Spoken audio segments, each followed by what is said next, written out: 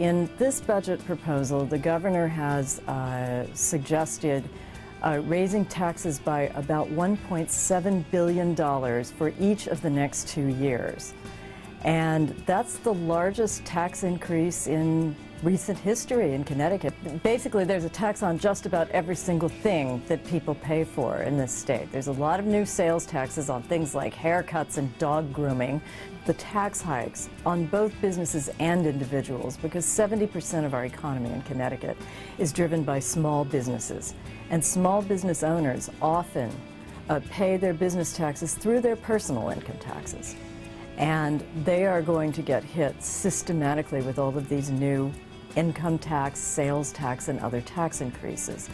There is nothing that would render this state less competitive than, once again, another huge change in tax policy. After all, businesses in this state complain constantly about the lack of certainty in tax policy. It has a lot of impact on the middle class, people who have service businesses, people who employ between 5 and 7 people, say, maybe 3 and 7 people, family businesses, people who own restaurants, people who own contracting companies, plumbers, and then also people who have small services companies, consultants. It affects lawyers, it affects realtors, it affects physicians, everybody who works in this state, and frankly it affects big companies as well. In terms of spending, we're seeing in the first year an increase in the total budget of about $400 million, and the second year about $500 million.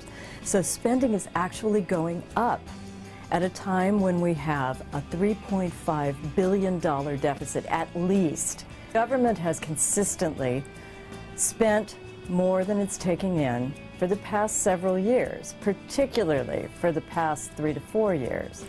And despite persistent efforts from the minority side of the House and the Senate to cut spending, we haven't seen any significant cuts, and we were hoping to see some with this budget proposal. The governor, the very first thing he said was that the main driver of this budget was jobs, job creation, inciting businesses to stay here and create jobs. And yet after that, I didn't hear anything in the budget, except maybe 1 or 2 small points, that would lead us to believe that this budget could drive job creation. I was receiving emails throughout the governor's speech from constituents who told me that they were very frightened by the increases in taxes, and they are frightened that they will no longer be able to afford to stay here, and many of them are considering leaving.